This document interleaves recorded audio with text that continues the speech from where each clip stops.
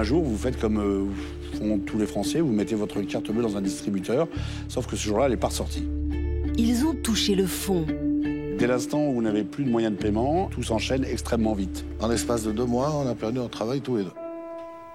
Ils ont même vécu dans la rue. C'est où je vais dormir ce soir, où je vais manger. On pense qu'à ça, c'est l'obsession. Quand vous tombez dans la précarité, les ennuis n'arrêtent pas de tomber. Les huissiers succèdent aux recommandés, et là, rien ne va plus. Et pourtant, ils ont rebondi. Et aujourd'hui, ils sont même passés de la rue à la lumière.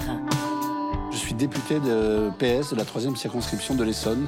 12 ans après sa création, elle en est où, cette petite entreprise? Et on a réalisé 75 millions d'euros de chiffre d'affaires. Je me suis retrouvée au Théâtre National de Chaillot. Ça a déclenché quelque chose chez moi. Quand le projet a été terminé, j'ai dit, moi, maintenant, je vais écrire mon spectacle. Si quelqu'un m'avait dit en 2007, dans un an, tu es conseiller général, et dans 50 députés, j'aurais rigolé. Non, non, moi, maintenant, je veux être heureuse. C'est tout, j'ai un toit, c'est le principal.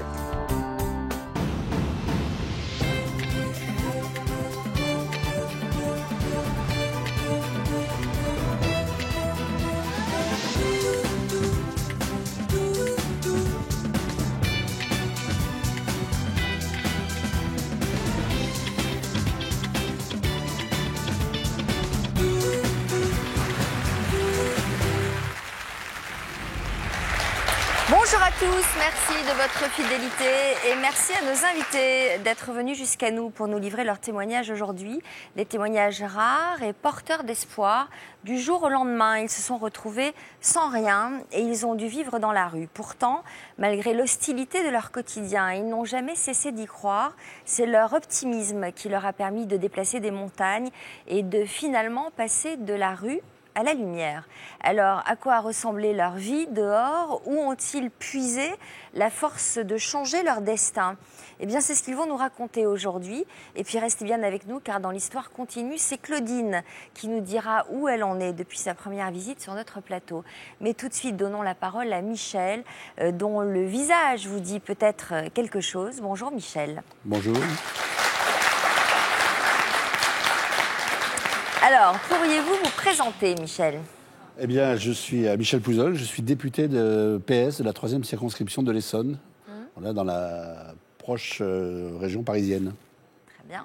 Vous n'étiez pourtant pas promis à un avenir politique. On va revenir quelques années en arrière pour comprendre comment vous en êtes arrivé là. Vous en étiez où en 2001 et quelle rencontre a changé le cours de votre vie cette année-là? Alors en 2001, j'étais en fait ce qu'on appelle un intermittent du spectacle. J'étais réalisateur, scénariste. Je commençais une carrière qui durait depuis quelques années. J'étais en train de préparer mon premier long métrage en tant que réalisateur. J'avais connu plein de petits boulots, journaliste, un peu des choses un peu de galère, mais ça commençait à marcher un petit peu. Et quand on prépare un film, on vit un peu sur le film qui va arriver, sur le projet qui va arriver, sur l'écriture, sur... Donc on a des chèques qui arrivent de temps en temps, mais c'est un peu une situation un peu précaire. Et puis, les choses ont commencé à se tendre un peu. C'était un peu difficile de monter le budget de ce film. Et j'ai rencontré en 2001 donc, mon épouse, celle qui est devenue mon épouse en quelques mois, avec ses enfants. Parce qu'elle avait combien d'enfants? Elle avait 3 enfants. Et donc, en 2001, j'ai créé ma famille, voilà, à 40 ans. Donc vous les avez tous pris sous votre aile. On s'est pris tous ensemble sous les ailes les uns des autres. Donc vous êtes passé de 1 à 5. Voilà. Et donc vous avez quand même eu du mal à joindre les 2 bouts, comme on dit. C'est-à-dire que ça aurait pu se passer bien si le projet avait avancé en temps et en heure, mais petit à petit, effectivement, au fil des semaines et des mois, les choses ont commencé à devenir beaucoup plus compliquées. Donc on vit sur l'espoir de ce qui va arriver. Et puis c'est un métier où ça se passe comme ça, souvent. Enfin, moi, j'ai pas mal de copains qui... au moment d'arriver au bord du gouffre, le projet avançait et d'un coup, les sommes sont quand même importantes, donc on arrive à tout remettre à plat. Et pour nous, ça s'est passé très différemment. Donc, qu'est-ce qui s'est passé quelques mois seulement après votre mariage? C'est-à-dire que quelques mois après notre mariage, on était dans une grande difficulté. On tirait déjà vraiment la corde jusqu'au bout, c'est ce qu'elle casse. Et puis le film qui devait se faire ne s'est définitivement pas fait. Les projets alternatifs ne se sont pas faits non plus. Et puis un jour, vous faites comme font tous les Français, vous mettez votre carte bleue dans un distributeur, sauf que ce jour-là, elle n'est pas ressortie. Et ce jour-là, j'ai compris, c'est la première fois où j'ai compris toute l'affection qu'on pouvait avoir pour un petit morceau de plastique de 3 grammes à peu près. Parce que dès l'instant où vous n'avez plus de moyens de paiement, tout s'enchaîne extrêmement vite, dans la précarité la plus absolue. Donc vos difficultés sont montées d'un cran. Dès l'instant où, je dirais qu'on peut vivre à crédit, c'est malheureux, mais je sais que beaucoup de gens n'ont pas le choix, n'ont pas d'autre choix. Vous arrivez encore à jongler un petit peu, mais quand vous ne vivez plus à crédit, c'est-à-dire quand d'un coup vous avez un compte très à découvert et qu'on ne prélève plus le loyer, on ne prélève plus l'électricité, on ne prélève plus que les frais s'accumulent et que tout ce que vous devez le payer en cash maintenant, au jour le jour, et pas le lendemain, et pas le mois d'après, et pas en jonglant, tout devient extrêmement difficile. Dans un premier temps, vous usez des derniers stratagèmes, des amis, des copains, des emprunts à droite à gauche, et puis des derniers petits crédits que vous avez. Et puis, ça n'a vraiment qu'un temps, ça va très vite. Et nous, en quelques mois, en moins de 6 mois, on s'est retrouvés dans une situation où moi, j'étais quasiment en fin de droit des allocations chômage. Mon épouse n'avait pas de travail à l'époque. Et donc, on s'est retrouvés sans aucun revenu. Et mon épouse avait, un de mes fils, c'était mes enfants, avait hérité de son père qui était décédé 5 ans avant, un petit cabanon en bordure de forêt à Brétigny-sur-Orge, dans l'Essonne. Et mon épouse m'a dit, c'est peut-être mieux que rien, ça peut peut-être nous permettre de passer la période difficile. Et quand on est arrivé là, ça faisait donc 5 ans que c'était à l'abandon, voilà, c'était dans cet état-là. Et il y avait plusieurs chambres? Alors il y avait une pièce en dur, et puis 2 petites chambres qui étaient dans une espèce d'algéco qui était greffé là-dessus. C'était très très bas de plafond. On n'avait pas d'argent pour le remettre en état, bien entendu, puisque là on n'avait plus un centime, c'est le cas de le dire. Donc on a commencé à faire des travaux parce qu'une copine nous a prêté un petit peu d'argent. On a mis un sanitaire, une douche, et je me rappelle, on avait mis au-dessus de notre lit avec mon épouse et moi. Notre chambre, c'était le lit. Il n'y avait pas de place, il n'y avait qu'un lit. Il n'y avait pas plus de place que ça, donc c'était le lit, la fenêtre. Et très, très bas de plafond, on avait mis un papier peint bleu avec des étoiles fluo. Ce qui fait que le soir, on avait un ciel au-dessus de nos têtes. Mais le vrai ciel n'était pas beaucoup plus loin, parce qu'il était quelques centimètres au-dessus. Et donc, on s'est installé là un peu en disant, bon, on va attendre de passer des jours meilleurs. Sauf que quand vous tombez dans la précarité, ce qui se passe d'abord, c'est que les ennuis n'arrêtent pas de tomber. C'est-à-dire tous les jours, plusieurs fois par jour, vous avez un prélèvement qui ne se fait pas, vous avez une requête d'huissier, vous avez la banque qui vous poursuit, vous avez un papier qui vous manque pour faire, parce que vous avez plein de papiers à faire, pour les allocations familiales, pour le RMI. Voilà. Moi, je me suis retrouvé à 40 ans à aller quémander le RMI à un guichet et je comprenais absolument même plus le papier qu'on me demandait. Et à un moment donné, je me suis effondré en larmes. Psychologique, justement, c'est ce que je vous demanderai, parce que tel que vous le racontez, on a l'impression qu'il y avait tellement d'amour entre votre femme, vous et vos enfants, que finalement vous supportiez assez bien tout ça. Non, c'était très, c'est très ambigu, parce que eux, pour les enfants, ont découvert quand ils sont arrivés dans cette maison-là. Pour eux, ça a été la fameuse série La petite maison dans la prairie. Voilà, c'était les lits superposés. Le dimanche, on était tous dans le même lit à regarder la télé ensemble. C'était très chaleureux. On avait. Pour eux, ils étaient dehors, il y avait le chat qui courait dans les... Enfin, il y avait un côté comme ça. Ouais. Pour nous, c'était beaucoup plus dur parce qu'on avait affaire à des problématiques quotidiennes. Et puis, j'imagine qu'on finit par avoir une mauvaise estime de soi, peut-être honte de ne pas pouvoir subvenir aux besoins de... Moi, je m'étais toujours dit, en faisant ce choix de faire du cinéma ou d'avant d'être journaliste, etc., je m'étais toujours dit, j'avais fait des choix par rapport au milieu d'où je venais, très difficiles, très compliqués, très risqués. Et je m'étais promis, juré, que je n'embarquerais jamais quelqu'un dans une telle galère. Et là, non seulement je les avais embarqués dans la galère, mais moi je le dis clairement à l'époque, j'avais échoué. J'étais quelqu'un qui était debout et qui se disait, tu as échoué, tu fais quelque chose. Pire que ça, j'avais honte de moi de rendre une vie aussi dure aux gens que j'aimais le plus. Et c'était, pour moi, totalement ma responsabilité. Alors, ce qui est paradoxal, c'est que mon fils m'a dit il n'y a pas très longtemps, pour une interview comme ça, où on l'interrogeait lui, et il disait finalement, nous, on n'a pas vu ça, notre père, il nous a protégés. Donc aujourd'hui, ça me fait plaisir. Mais à ce moment-là, on a l'impression qu'il n'y a pas d'issue, il n'y a pas d'avenir, il n'y a rien qui se construit. Les gens me disent souvent, mais toi, tu avais une vision. J'avais aucune vision. La vision, c'est de terminer la journée. Voilà, c'était que cette journée passe sans trop de casse, qu'on ait de quoi acheter à manger, qu'on ait de quoi faire ce que les enfants et leurs activités normales, etc. Et il n'y a plus d'espoir, il n'y a pas de perspective d'avenir, sauf j'avais une perspective d'avenir. C'était quand même de subvenir à leurs besoins pour qu'ils aient de quoi Et une manger. autre qui est arrivée, c'est que le jour où on est arrivé dans ce cabanon, le lendemain, mon épouse m'apprenait qu'elle était enceinte. Et voilà, mais moi, j'avais pas d'enfant, à moi, j'en avais pas fait, donc j'avais 40 ans, elle aussi, donc c'était un peu le dernier. Et c'était une bonne nouvelle? C'était à la fois la meilleure nouvelle, je peux le dire aujourd'hui, puisque aujourd'hui elle a 10 ans, donc oui, c'était la plus belle nouvelle de ma vie. Oui. Mais à ce moment-là, alors que vous n'aviez pas les moyens déjà de. Oui, c'est ça. Et puis avec de ce nourrir regard-là. 5 personnes. Avec ce regard-là, des gens qui vous disaient, mais vous êtes fous. Enfin, vous êtes complètement fous. Mais on ne choisit pas à ce moment-là. Enfin, je veux dire, c'est compliqué.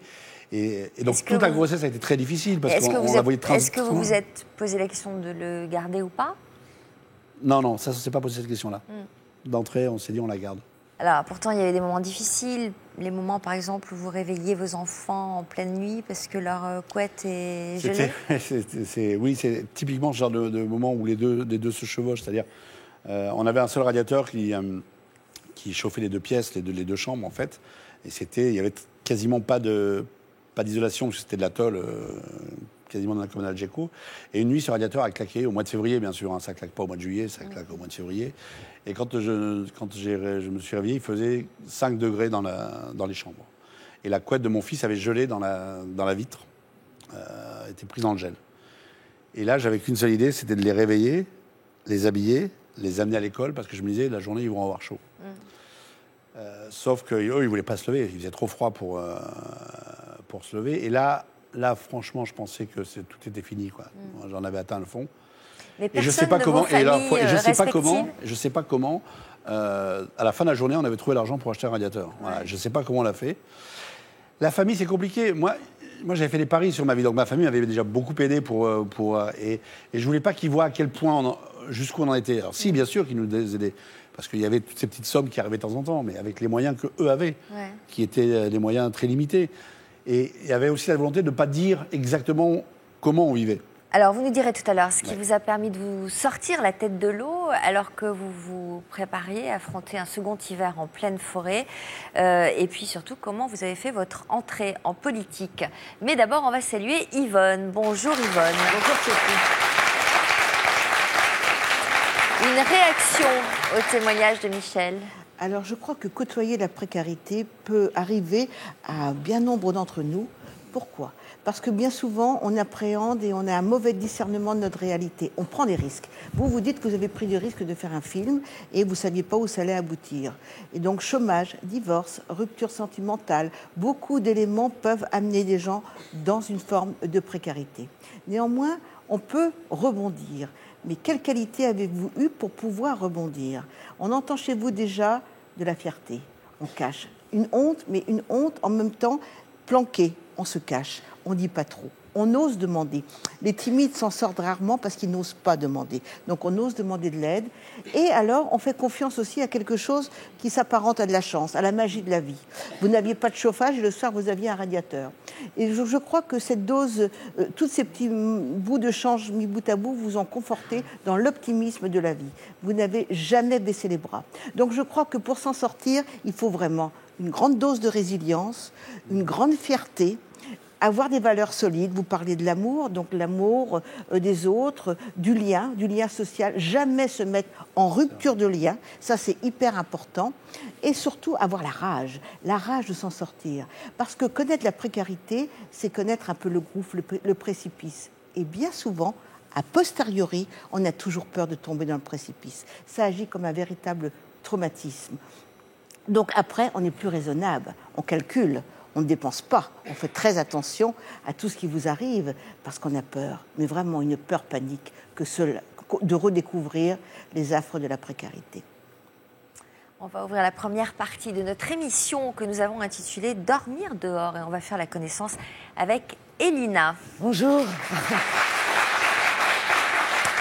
Elina qui essuie quelques larmes. Non, mais il m'a fait trop rire tout à l'heure. Alors, comment avez-vous grandi? Dans quel cadre? Alors, en fait, moi, j'ai été placée dès la naissance par décision de justice à la DAS, qui m'a placée dans une famille d'accueil en Normandie.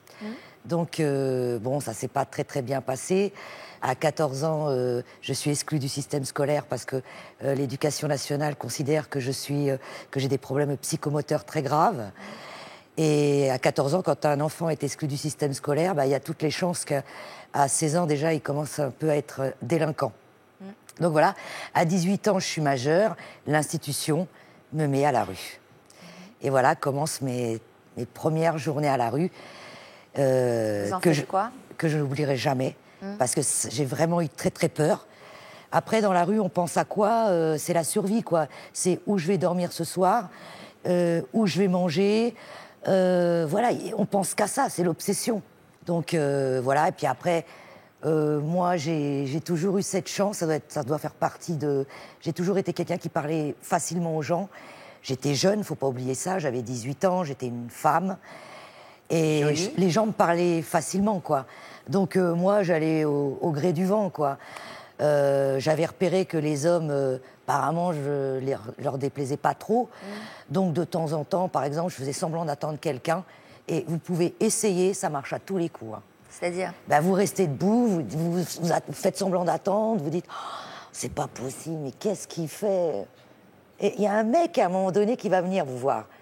Je crois, mademoiselle, il vous a planté. Hein. Et moi, je disais « putain, le salaud !» Et puis après, le gars, qu'est-ce qu'il fait ?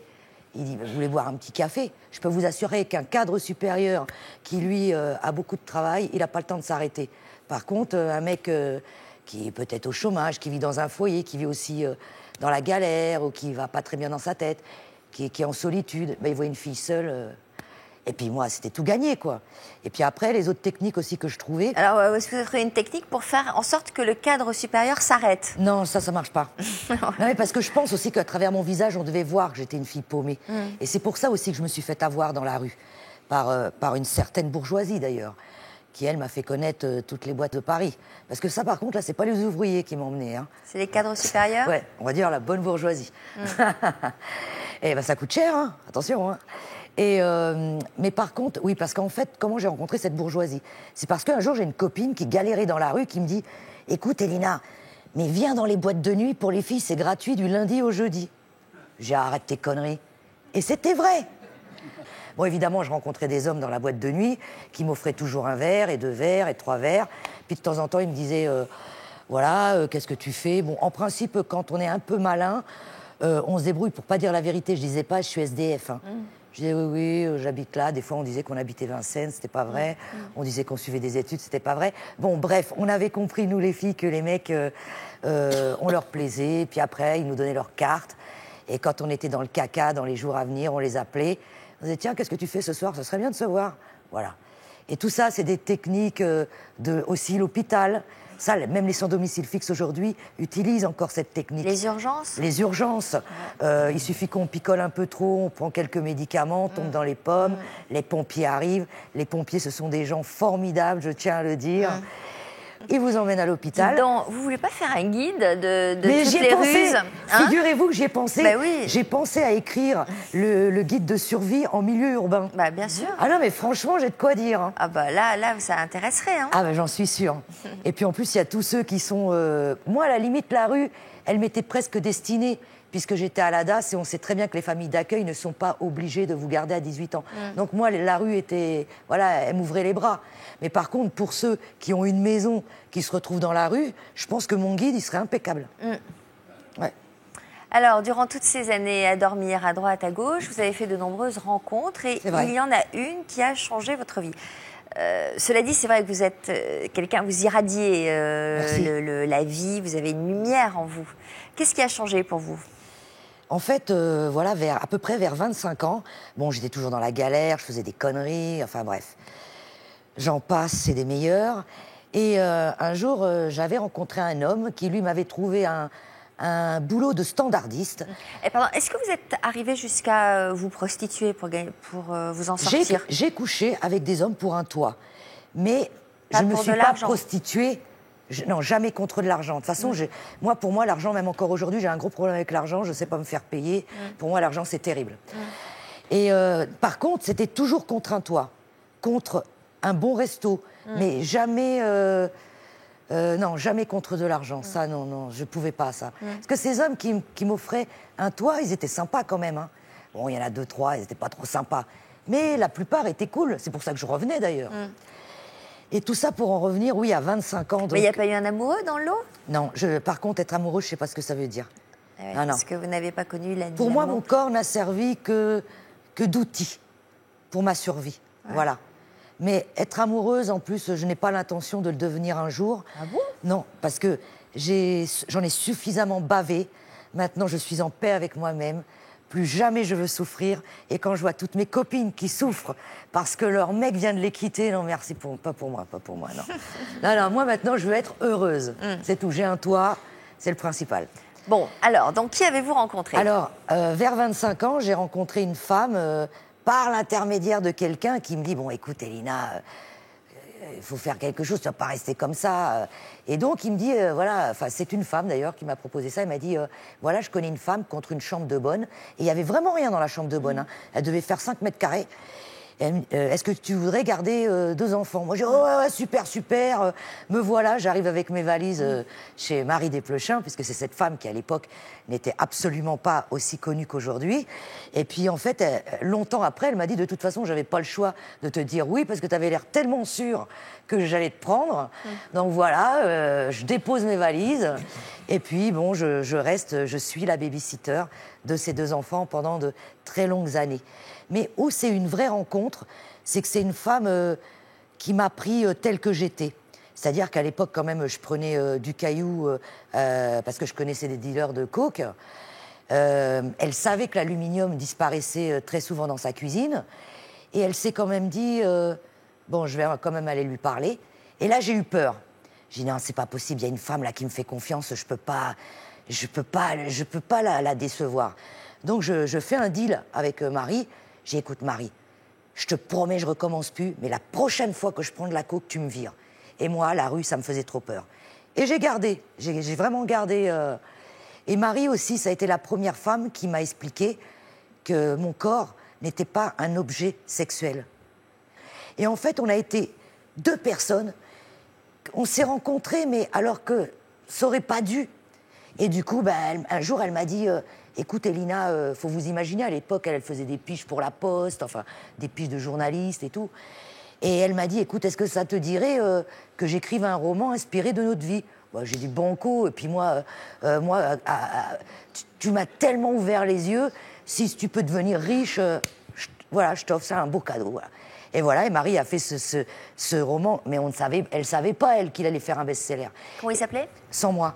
Et en fait, Marie, voilà, elle est restée dans ma vie.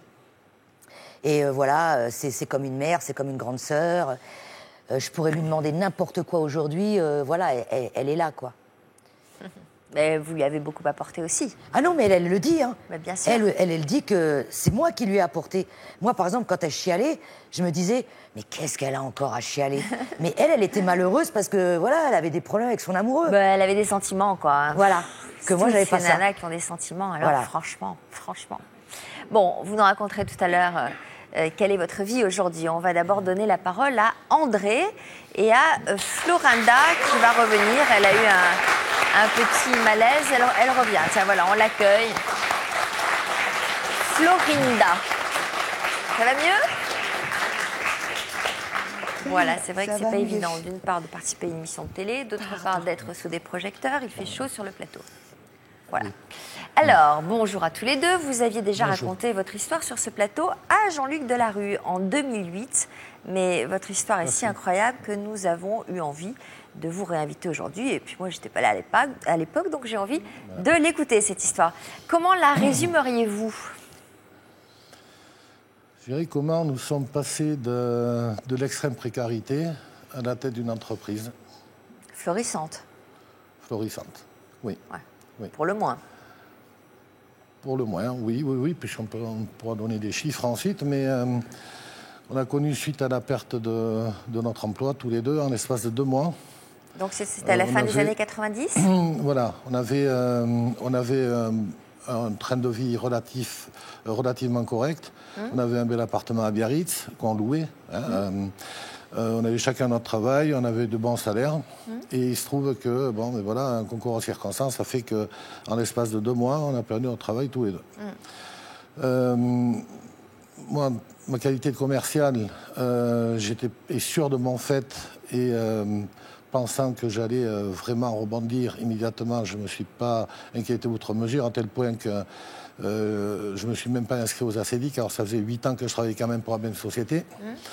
Et je veux dire, on a pris ça un petit peu comme un break. On s'est dit, bon, on va profiter pour faire un petit voyage ou comme ça, ou aller faire un petit tour au Portugal et puis revenir, on verra. Aucune inquiétude pour la suite. Sauf que là, on approchait de la quarantaine, que le temps passe extrêmement vite et que les choses s'emballent. Comme l'ont dit mes amis précédemment, les choses vont très vite. Les recommandés se succèdent. Les huissiers succèdent aux recommandés. Et là, rien ne va plus. Donc, on s'est retrouvé très rapidement, puisque c'est en l'espace d'une dizaine de mois, uniquement par ma faute.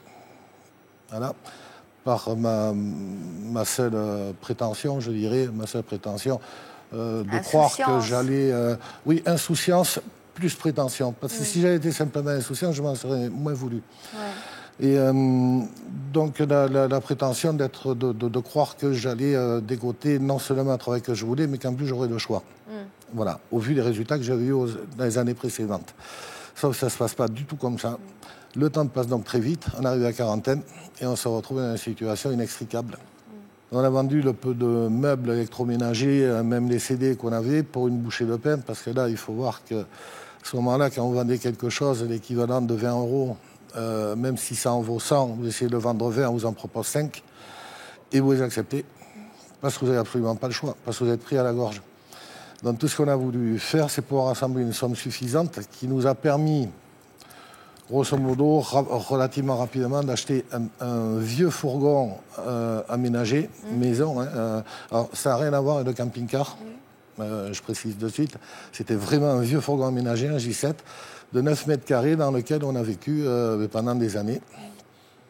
Ce qui nous a permis d'avoir un toit, aussi mince soit-il, voilà, mais également avoir un véhicule qui nous permettait de nous déplacer et de papillonner, je dirais, d'exploitation agricole à exploitation agricole, surtout sur l'ensemble du sud-ouest, puisqu'on est de la côte basque, et d'intervenir ici pour les vendanges, ici pour les asperges, ici pour lier les vignes, pour arracher les bois de vigne. Enfin bon, la vigne, grosso modo, on peut avoir une activité toute l'année avec, si on s'en occupe bien. Vous y viviez tous les deux dans ce camion ? Oui, tous les deux, et 9 mètres carrés. Est-ce que vous parveniez à tenir le coup psychologiquement ? Vous parliez tout à l'heure de votre prétention, vous étiez sûr de vous, de retrouver un boulot. Comment vous avez vécu cette période où quand même on doit se remettre en question un peu, où on doit se dire que... C'est un effondrement total. Le pire, c'est que j'avais mis Flo dans cette situation et c'est elle qui m'a aidé à trouver les ressources pour en ressortir. Ensuite, ça a duré quand même. Donc, il y avait le moral qui était au plus bas, l'autre était toujours là pour le remonter, plus souvent elle que moi d'ailleurs. Et la chance qu'on a eue, c'est de ne pas avoir Enfin, on a eu deux chances.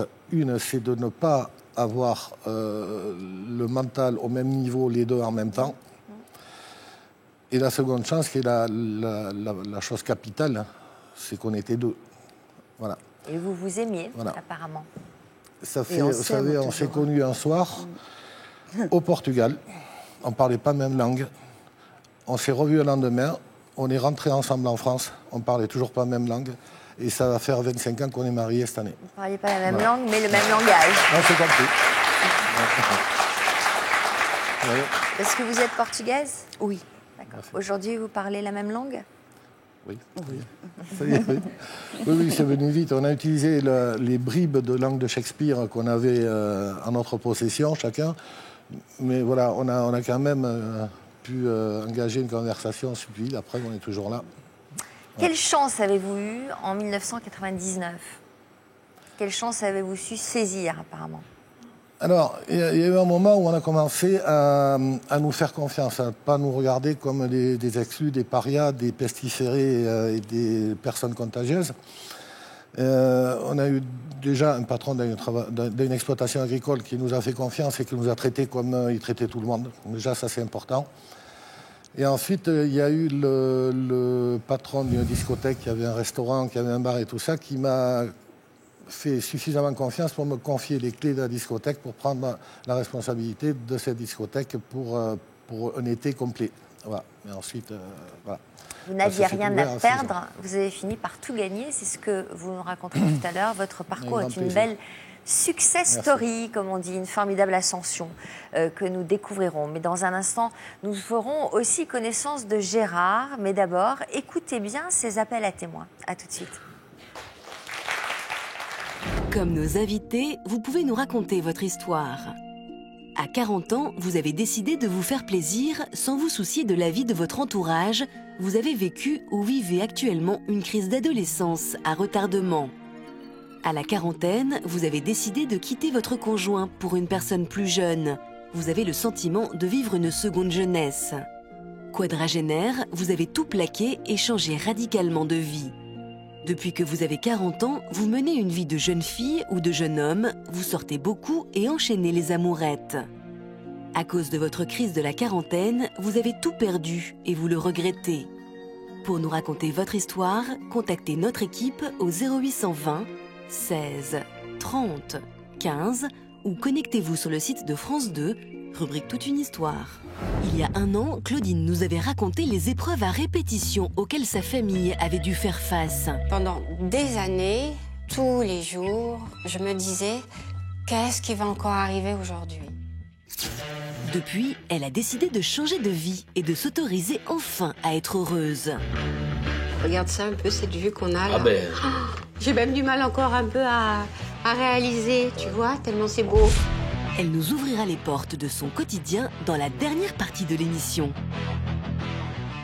Comme nos invités, vous pouvez nous raconter votre histoire. Vous avez appris sur le tard que cet enfant que vous croisiez régulièrement était en réalité le vôtre. Vous ignoriez qu'un enfant était né de votre aventure avec une femme de votre entourage. On vous a caché que vous étiez le père. Votre ex ne vous a pas dit qu'elle était tombée enceinte de vous. Elle vous a menti sur la paternité de cet enfant. De votre relation extra-conjugale est né un enfant et vous avez fait le choix de garder le secret sur ses origines. Vous l'avez donc vu grandir de loin. Vous avez côtoyé votre enfant sans lui révéler que vous étiez son père jusqu'au jour où la vérité a éclaté. Pour nous raconter votre histoire, contactez notre équipe au 0820 16 30 15 ou connectez-vous sur le site de France 2, rubrique Toute une histoire. Bienvenue à vous qui nous rejoignez sur le plateau de Toute une histoire. Nos invités sont passés de la rue à la lumière en quelques années, alors qu'ils n'avaient plus rien. Ils ont su mobiliser leurs forces pour rebondir et pour donner un nouveau sens à leur vie. Ils font aujourd'hui le récit de leur destin hors du commun. On va maintenant découvrir le témoignage de Gérard. Bonjour Gérard. Bonjour. Merci d'être avec nous. Vous aussi, Gérard, vous avez eu un parcours très contrasté et il a commencé de manière chaotique. Dans quel environnement avez-vous grandi ? Très difficile. Je suis fils d'une famille de 9 enfants et j'avais à peine 7-8 ans. J'étais enlevé comme ça. J'ai dit, tiens, il y a une belle traction là. J'étais sorti de l'école. Enfin, on pouvait appeler l'école, quoi. Et puis c'était pour moi, on m'a monté dans l'attraction, puis on m'a placé à l'assistance publique. Et après, j'ai été dans une institution catholique dans la Creuse, à la Souterraine. J'étais chez les frères. Là, j'ai eu beaucoup de chaleur humaine, tout ça. Et puis j'allais à l'école. J'apprenais à lire et écrire et tout ça. Et donc là, c'était moins pénible que dans la première institution. C'était moins pénible, tout. Je n'avais pas de haine en moi. Je ne recevais pas de haine, de méchanceté, tout ça. J'étais écouté, tout, puis j'étudiais tout ça. Et je suis revenu au pays, j'avais 17 ans. Vous êtes revenu à 17 ans chez vos parents ? Oui. Et quand j'ai vu mon père, j'ai dit bonjour, vous. Il m'a regardé, il ne m'a pas dit un mot. Puis mes parents, ils Ils étaient tributaires d'un noble. Bon, c'était comme ça. C'était dans une souffrance. Et puis, je ne pouvais pas subir ça. Puis, subir la honte, l'humiliation, tout ça. Je partais dans la forêt. Je me sentais bien dans la forêt parce qu'on ne me jugeait pas. La forêt, pour moi, c'était comme une épouse qui m'était fidèle. Elle ne me jugeait pas. Je voyais que de la splendeur. Voyez-vous, jusqu'au jour... Vous avez passé combien de temps dans la forêt? J'ai perdu beaucoup, madame, les notions du temps. De quoi vous viviez dans la forêt? Je n'ai pas honte de le dire, je volais. Je n'agressais pas les gens. Hein. Je volais dans les jardins. Je savais qu'ici, on est livré de la marchandise, des alimentations. À 2-3 heures du matin, je venais là, puis je partais comme ça. Voilà. Vous savez, madame, quand on vit dans l'exclusion comme ça, en période hivernale, les morsures du froid est un véritable cauchemar, car le lendemain matin, on n'est pas sûr d'être là. Et que celui-là qui n'a jamais mangé de pain rassis, il ne connaît pas la saveur du pain. Voyez-vous, j'étais dans la forêt jusqu'au jour, ma santé, je pleurais, puis tout se déprimait, tout, voilà. Jusqu'au jour, il y a un garde forestier qui m'a ramassé, et j'étais à l'hôpital. Et j'ai dit comme ça, oh, ils ont dû en user des mètres cubes d'eau à l'hôpital pour me décrasser, quoi. Vous voyez, tout ça. Puis un jour, il y a une personne qui vient me voir. On m'a dit, tenez, c'est la personne qui vous a trouvé, qui vous a sauvé. J'ai répondu, oui, oh, ça me fait une belle jambe. Je me méfiais de tout. J'avais déjà plus confiance en moi. Voyez-vous, j'étais pas respecté. Je me respectais même plus. Je me négligeais de tout. Il a fallu tout que j'apprenne, madame. Tout que j'apprenne. Voyez-vous.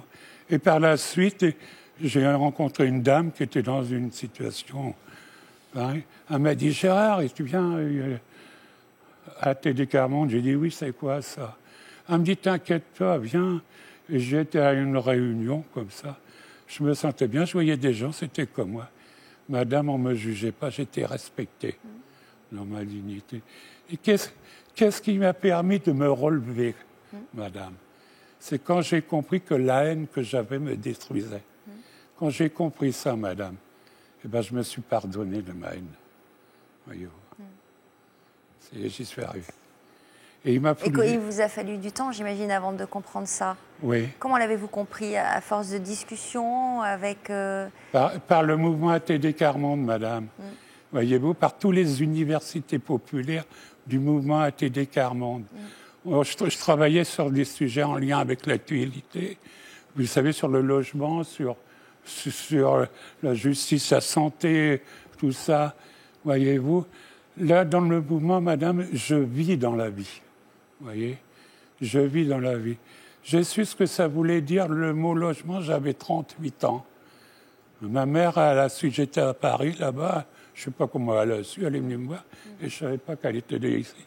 Elle m'a dit, viens, mon garçon, viens 8 jours à la maison. Je suis revenu 5 ans chez elle. J'ai découvert une mère que j'ignorais, madame. Voyez-vous. Qui vous a respecté?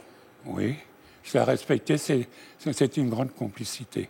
Je faisais le marché tous les samedis. Et vous ne lui en vouliez pas de vous avoir laissé? Non. J'ai compris, il m'a fallu du temps pour comprendre la souffrance pour elle de ne pas avoir donné de l'amour. D'accord. Qu'est-ce que vous avez ressenti le jour où vous avez eu votre premier appartement, donc à 38 Madame, ans? La joie, la fierté. Quand on m'a dit, Gérard, mais non, regarde, tu peux rester, parce que j'ai une communauté de sœurs qui est en dessous de chez moi. Il me dit, regarde, tu peux rester dans le logement, tout ça. Elle m'a dit, bien, on m'a emmené à Versailles voir le bailleur. J'ai signé tout. Ils m'ont donné les clés du logement, le contrôleur, j'ai mis ça. Puis j'ai dit à la personne qui était loin, j'ai dit, vous savez, mon loyer sera payé tous les mois. Hein. J'étais tellement heureux et fier d'avoir, surtout d'avoir une salle de bain. Hein. Vous voyez ce que je veux dire? Voilà. Oui. Et j'étais tellement heureux et fier d'avoir mon loyer.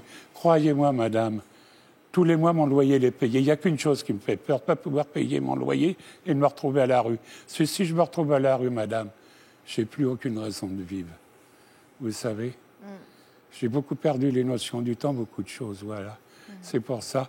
Et dans le moment TD Carmonde, je reviens sur le moment, je vis dans la vie avec eux. Premièrement, je suis respecté, tout ça. Et puis, dans le mouvement TD Carmon, j'ai tellement reçu, ça m'a reconstruit, reforgé en moi. Jusqu'au point où vous avez écrit un livre de pierre en pierre, récit d'une venue au monde. Et ce qui s'est passé pour écrire ce livre, madame, voyez-vous, en 2003-2004, je suis tombé très très malade. Et j'étais à l'hôpital de Pontoise. Et puis à l'hôpital de Pontoise, je tombe dans une crise, je m'en allais. Puis c'était pas désagréable, madame, ce qui m'arrivait. Je me suis tombé dans le noir. Et puis du noir, je me suis vu dans la lumière. Et puis que je marchais dans un champ de fleurs. Puis au bout du champ, je voyais des bras tendus devant moi. Puis j'entendais une voix qui me disait « Viens, Gérard ». Puis moi, j'ai dit « Ouais, oh, ça suffit, j'arrive. Hein. » Je dis ça, puis j'ai ouvert les yeux. J'ai vu des blouses blanches autour de moi, il y avait le prêtre, puis des gens TD Carmon. À ce moment-là, là, madame, je ne sais pas pourquoi, j'ai eu comme une force en moi. Puis quand je me suis sorti des urgences de tout ça, je me suis mis à écrire. J'ai écrit comme ça, puis j'avais écrit pas loin de plus de 1000 pages, à tel point j'ai dit dans mon entourage, si je pouvais me trouver une personne pour me mettre de l'ordre dans mes écrits, ça m'arrangerait bien. Et j'ai eu l'honneur et la joie de connaître des gens, c'était monsieur et madame Laurent Bibard. Lui, il est directeur de l'ESSEC et son épouse, c'est une alliée du mouvement, quoi. On se voyait tous les jeudis, on allait à Baillet pour faire le livre, voilà. Alors, comment vous êtes là aujourd'hui? Parce que alors moi, madame, pour quelqu'un qui manifestement a souffert de n'être pas respecté, de n'être pas considéré, j'imagine que faire la démarche de venir sur un plateau sous des projecteurs... Je voudrais passer un message. Moi, ceux qui m'entendent, ceux qui restent partout et nulle part, j'emploie pas des mots, parce que je sais ce que ça veut dire, ça va être une grande souffrance pour moi. Ne jugez pas, voyez-vous. Qu'il soyez respectez ces gens dans leur dignité. Ce sont des êtres humains à part entière. Ce ne sont pas des malades et des drogués de l'assistanat. Voilà. Ça, je le dis, messieurs, dames. Et c'est une souffrance quand je vois tout ce que je vois encore. Parce que j'imagine qu'aujourd'hui, vous aidez les autres à votre tour. Bon, je ne règle pas les problèmes des gens, parce que j'ai déjà du mal à régler. Moi, je vis avec 575 € par mois, plus une complémentaire de 217. Je paye d'abord le loyer, tout ça. Moi, quand je paye ce que j'ai à payer, moi, 23 € par semaine. Je n'ai pas honte de le dire. Il y a des moments où on m'emmène au secours populaire. Je le dis, madame. Mais je ne veux pas parler de moi, je veux passer le message pour ceux qui n'ont personne. Vous savez, madame, une personne qui vit dans l'exclusion, s'il n'a pas un petit poids derrière lui, il ne peut pas se relever. Il ne peut pas se relever, ce n'est pas possible. Mélina, je vous vois écouter ce témoignage avec beaucoup d'intérêt. Ouais, j'écoute. En fait, pour s'en relever, c'est vrai que c'est très difficile. Moi, j'ai mis plus de 15 ans. Et c'est vrai que, parce que j'étais très cassée à 18 ans, là, avec la distance. Et il ne faut pas oublier, ce qui m'a sauvée aussi, c'est plus de 25 ans de psychothérapie derrière moi. Parce que c'est vrai que quand j'étais dans la rue, j'étais quand même une fille qui trouvait tout injuste. La société, c'était tous des cons. Moi, j'étais la victime. Vous aussi, vous êtes venu au bout de votre sentiment de haine. Oui, moi, il y a longtemps. Mais c'est important d'en arriver là, pour arriver à vivre. C'est-à-dire qu'à un moment donné, la psychothérapie, la psychiatre m'a fait comprendre que, écoutez, mademoiselle Dumont, vous n'allez pas venir me voir en permanence pour me dire c'est la faute aux autres, et moi... c'est pas ma faute. À un moment donné, ok, vous avez été une victime, ok. Maintenant, vous prenez votre main en vie, votre vie en main. Et c'est vrai, par contre, je tiens à le dire, on n'a pas le choix, surtout quand plus on est d'en bas, il faut relever ses manches et ne jamais baisser les bras. C'est vrai que c'est dur. Moi aussi, je suis passée par des moments très difficiles de dépression. On va voir. Vous allez nous raconter votre histoire après, mais on va revenir d'abord à celle de Michel. Vous savez, madame, je le dis honnêtement, j'ai toujours eu peur d'avoir un enfant, moi. Je le dis honnêtement. Parce que j'aurais eu un enfant, qu'on me le prenne, qu'on l'éduque à ma place, qu'on ne peut pas lui donner l'amour, je ne me le serais jamais pardonné. Je comprends. Je ne me sentirais même pas digne de vivre. Bien sûr. Vous voyez, ça, c'est une souffrance, madame. Et je vais vous dire, partout où je suis passé, bon, ça va, j'ai mon logement, j'ai ce qu'il faut. Il m'arrive la nuit que je dors la lumière allumée. Voyez-vous. si vous voyez ce que je veux dire. J'ai tellement vu de... Vous voyez, j'en ai eu la paralysie faciale des yeux. Bon, je vois. Hein. Les jolies femmes, je les vois quand même. Hein. Vous voyez, bon, c'est pour ça, mais maintenant, ça va, tout ça. Je le redis encore une fois, messieurs, dames, ne jugez pas ceux qui sont vivent dans l'exclusion. Respectez-les. Dites-leur un bonjour, un sourire. Ça fait du bien à la personne qui les reçoit. C'est tout. Michel. Alors, on a là Gérard Lecointre de Pierre en Pierre, le titre de votre livre. En début d'émission, vous nous faisiez le récit des longues nuits que vous avez passées dans un cabanon abandonné avec votre famille. Après la naissance de votre fille, quelle nouvelle vous a donné un regain d'espoir? Si je peux me permettre, je voudrais juste revenir sur ce qui vient d'être dit. Parce que Télé Carmon, d'abord, fait un travail formidable. Et je encourage tout le monde à lire un livre qu'ils ont publié cette année qui s'appelle « Pour en finir avec les idées fausses sur la pauvreté », qui est formidable et qui remet en cause beaucoup des idées fausses. Et vraiment, il faut le lire, c'est super important. Et pour les enfants, c'est pareil. C'était notre grande angoisse avec mon épouse, c'était qu'on prenne les enfants à un moment donné. Quand vous recevez une aide pour vous aider et que c'est marqué « aide protection pour l'enfance », vous êtes super angoissé parce que vous vous dites, oulala, si la protection pour l'enfance commence à se mêler de votre famille, alors on risque de vous prendre vos enfants. Bref, notre fille est née donc au mois de mars, et vous savez, au mois de mai, pardon. Et puis au bout d'un moment, on finit par régler un certain nombre de choses, mais petit à petit. Et moi, je commençais à travailler, à refaire des petits boulots. Je faisais plein de petits boulots dans la grande distribution. J'étais reparti à zéro, la nuit, le week-end, etc.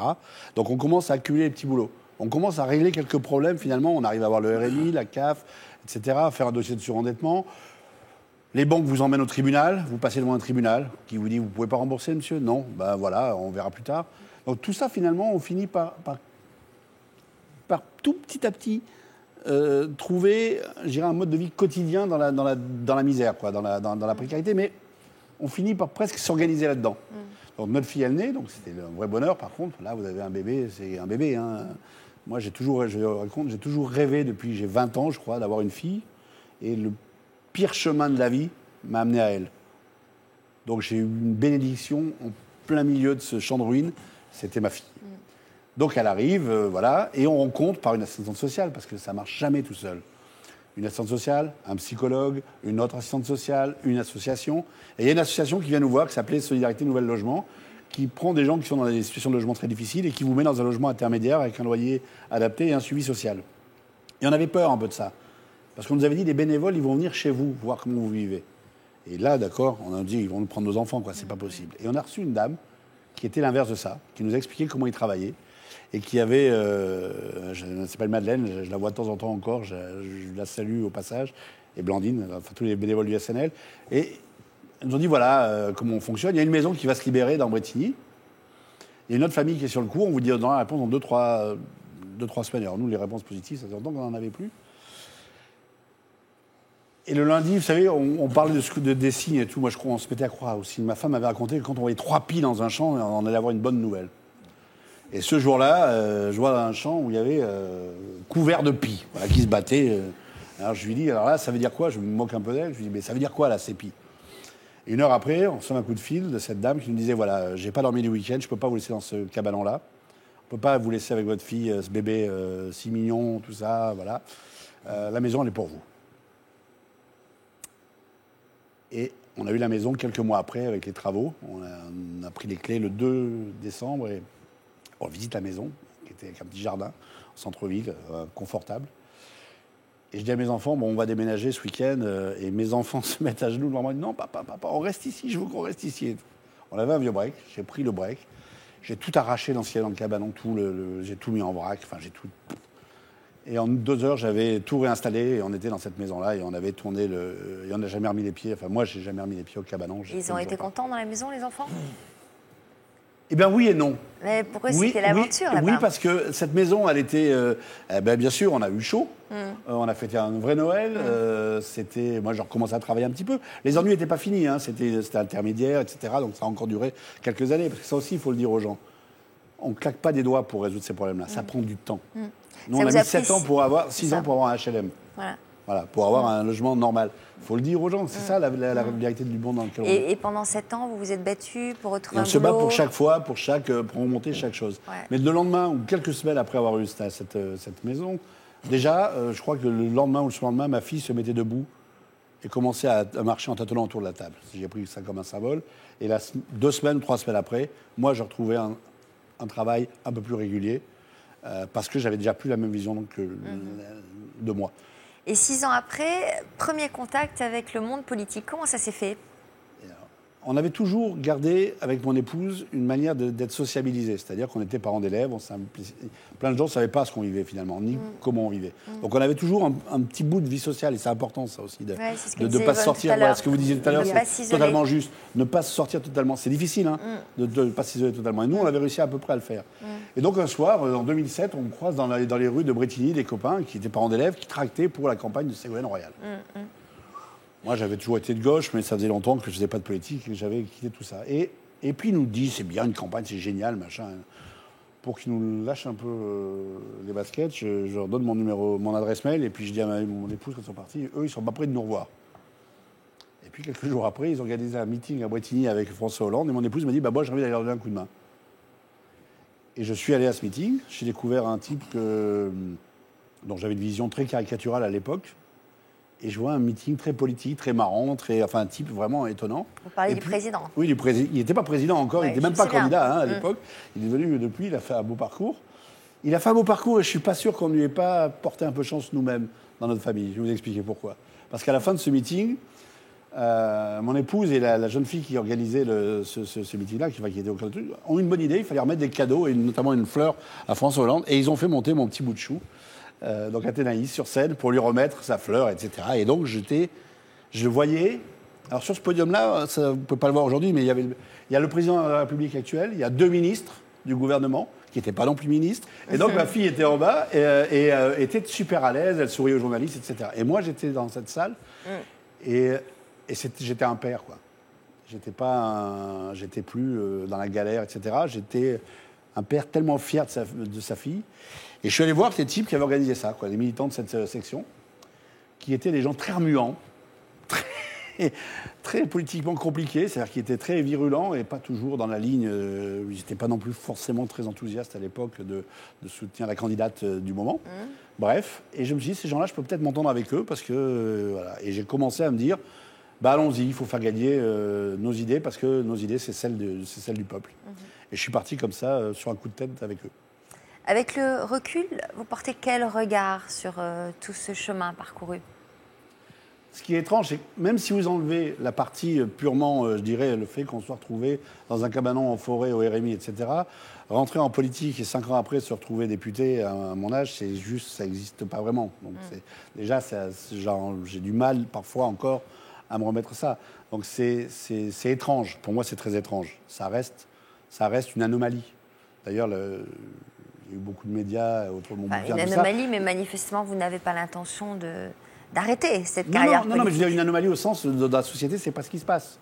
C'est dommage, c'est ce qui devrait se passer plus souvent. C'est ce qui devrait se passer. C'est-à-dire qu'on aurait un peu plus de politique au contact de la vraie vie. Les Français feraient peut-être un peu plus confiance à leurs hommes politiques. Je suis bien d'accord. Si la représentation des politiques représentait plus aux gens c'est de bien la le vie, problème au niveau national et exactement. au niveau du gouvernement. Exactement. Mais dans ce sens-là, je dis c'est une anomalie. Donc c'est toujours quand même surprenant de se constater ça. Si quelqu'un m'avait dit en 2007, dans cette rue, tu vas voir, non seulement tu vas aller à un meeting, mais dans un an, parce que c'était ça, dans un an tu es conseiller général, et dans 50 tu es député. C'est quoi votre objectif ? Vous faites des plans un peu sur l'avenir ? Des plans politiques ? Non. Moi, je pense que j'ai une responsabilité super importante parce qu'on m'a donné cette chance-là. Donc, à moi cette chance de la porter et de pas de la porter pour moi, parce que ça, après, ça n'a pas d'intérêt, mais de la porter pour. Voilà. Moi, je travaille beaucoup, effectivement, par exemple, avec ATD Carmonde. Dès que je peux, j'essaie de relayer. On a un projet sur l'exclusion sociale, des choses comme ça. Voilà. J'essaie d'être responsable de ce qu'on m'a donné. Alors, Elina, en 1998, il y a une opportunité qui a dégagé votre horizon. Il y a une directrice d'un centre pour femmes battues qui me dit « Enfin, Elina, tu vas pas finir ta vie à la rue. » Je lui ai dit « Écoute, je sais pas quoi faire, j'aime les enfants, j'aime chanter. Parce que je chantais dans le métro de temps en temps. » J'étais sûre que vous aimez... Vous savez à qui vous me faites penser depuis le début ? À Nicoletta. Et elle me dit « Écoute, c'est incroyable. Je connais un homme un metteur en scène qui veut monter un projet socioculturel avec des sans-domicile fixe, mais des vrais, pour monter les bas-fonds de Maxime Gorky. Moi, j'y vais, quoi. Et voilà, je vais à la rencontre de cet homme.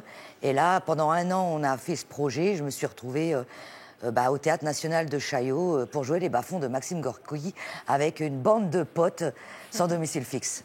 Des sacrés gaillards. Alors, au total, vous avez passé 15 ans dehors, mais aujourd'hui, votre vie donc, a complètement changé. On va pouvoir nous en rendre compte tout de suite en images lumineuses. C'est le titre que nous avons donné à ce reportage. Regardez. Paris, dans les beaux quartiers. Avec son groupe de bénévoles, Elina, 45 ans, part à la rencontre des SDF. Régulièrement, il leur distribue des kits de survie. Comment vous appelez? Je m'appelle Cyril. Moi, je m'appelle Elina. Enchanté. Si Elina est aussi à l'aise avec les sans-abri, c'est qu'elle a été dans leur situation. La rue, elle y est restée pendant 15 ans. Dans les foyers d'urgence, vous y allez jamais? Vous savez qui vous garde plusieurs mois de suite? Pour l'instant, j'ai pas eu de piste.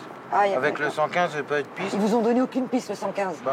Je vous comprends, parce que moi, quand j'étais comme vous, c'est vrai que je me disais, c'est la vie, c'est comme ça. Ouais, voilà. Mais est-ce qu'un jour, quand même, vous rêvez d'avoir un toit? Oui, pourquoi pas. Quand même, non?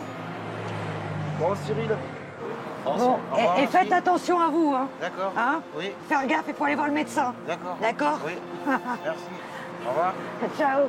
Depuis 2 ans, la vie d'Elina a radicalement changé. Aujourd'hui, elle a un toit, un lieu qui lui permet de mesurer tout le chemin parcouru. Car si Elina s'en est sortie, c'est qu'elle a su saisir sa chance. Tout a commencé il y a 15 ans. À l'époque, elle est sélectionnée avec d'autres SDF pour jouer dans une pièce de théâtre. Ces photos, en fait, c'est quand j'ai participé au bas-fond au Théâtre National de Chaillot avec une trentaine de sans-domicile fixe. Je jouais le rôle de Vassilissa. Et comme par hasard, Vassilissa, dans les bas-fonds, c'est celle qui a le plus de poigne. C'est elle qui gère tout, qui gère toute la communauté des sans-domicile fixe. Donc c'est bizarre, c'est un rôle qui me ressemblait, quoi, quelque part. Ça a déclenché quelque chose chez moi, je vais vous expliquer pourquoi. C'est tout simplement qu'on était fiers, quoi. Pour une fois, on parlait de nous en bien, comme des vrais artistes et tout, quoi. Mais le but, c'était qu'on trouve un boulot à la sortie du projet. Et moi, quand le projet a été terminé, j'ai dit, moi, maintenant, je vais écrire mon spectacle. Et je vais raconter l'humanité des sans-domicile fixe de l'intérieur. J'ai mis 10 ans à écrire mon spectacle. Et le rêve s'est réalisé. Depuis 3 ans, Elina a son spectacle où elle incarne son propre rôle. Merci d'être venus si nombreux, place de la République, avec la CDM, la Cour des Miracles. Aujourd'hui, elle est en pleine répétition, car dans quelques jours, elle va jouer sur une grande scène nationale devant 1000 personnes. SDF, sans-abri, avec chien ou sans chien. On dit que la rue est un grand théâtre. Eh bien moi, pour l'avoir bien vécu, j'ai choisi le théâtre pour vous en parler. Sur ces images, on la voit dans la première représentation de sa pièce. Le but de mon spectacle, c'est d'apporter un autre regard sur l'exclusion. À travers mon spectacle, c'est de dire aux gens... non, vous vous trompez, être sans domicile fixe, c'est parce que vous croyez. Je pense que des fois, on condamne trop vite les gens. Et je pense qu'à travers mon spectacle, on peut voir qu'on peut s'en sortir. Et je trouve que c'est quand même une belle note d'espoir, quoi. Un logement, une pièce de théâtre et depuis quelques mois, un job de chroniqueuse dans l'émission la plus écoutée d'une grande radio nationale. Aujourd'hui, elle est l'une des figures de proue des grandes gueules. Une chose qu'elle n'aurait jamais imaginée il y a encore quelques temps. Fruitière, je peux dire que qui ramasse les pommes chez nous? Les Polonais. Arrête avec ça, Johnny. Mais viens, attends, c'est chez moi, je peux te dire quoi je te parle. Mais oui, mais bon, attends, arrête de dire ça, moi je connais plein de gens. Et là encore, elle est comme un poisson dans l'eau. Moi, je trouve ça déjà incroyable qu'on donne la parole à une fille comme moi, parce que la plupart des gens qui ont la parole ici, c'est quand même des économistes, des députés, des avocats, directeurs d'école de commerce, enfin, c'est vraiment des gens, des grosses têtes, quoi. Et moi, je suis vraiment la fille d'en bas, quoi. Et je trouve génial que je puisse aussi raconter l'injustice de ce qui existe dans ce monde. Et puis raconter aussi que entre les riches et les pauvres, les inclus et les exclus, personne ne se comprend. Malgré son succès, Elina n'a pas changé et elle reste fidèle à ses valeurs. Tu sais, après chaque grande gueule, je reçois beaucoup de messages. Ouais. Mais moi, je me rends pas compte comment je parle. Moi, je suis là pour vraiment dire des choses. Enfin, j'essaye au mieux de m'exprimer. C'est pour ça que t'es avec nous, c'est avec ta spontanéité et ta franchise. Et tu sais ce qu'ils me racontent, les gens? Ils m'écrivent, ils me disent « Elina, tu nous fais trop rire, t'es trop marrante. » Alors que moi, je les trouve pas du tout marrante. Elle est un exemple incroyable, Elina. De positive attitude, comme on dit. De dire que, ouais, il y a un moment où on doit pouvoir rebondir, dire je peux m'en sortir. C'est pour ça qu'elle est dans les... C'est un vrai parcours grande gueule, qu'est-ce que je vous dise. En tout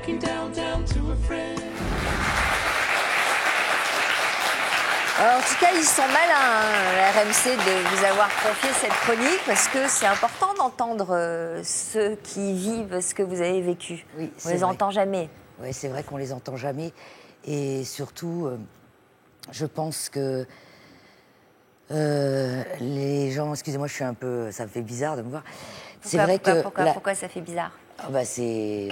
Vous êtes fière? Ouais, bien sûr que je suis fière. Parce que vous savez, on m'avait tellement condamnée à tout, sauf à ça, quoi. Ouais. Et, mais c'est vrai que... Qu'est-ce qu'il vous reste à faire?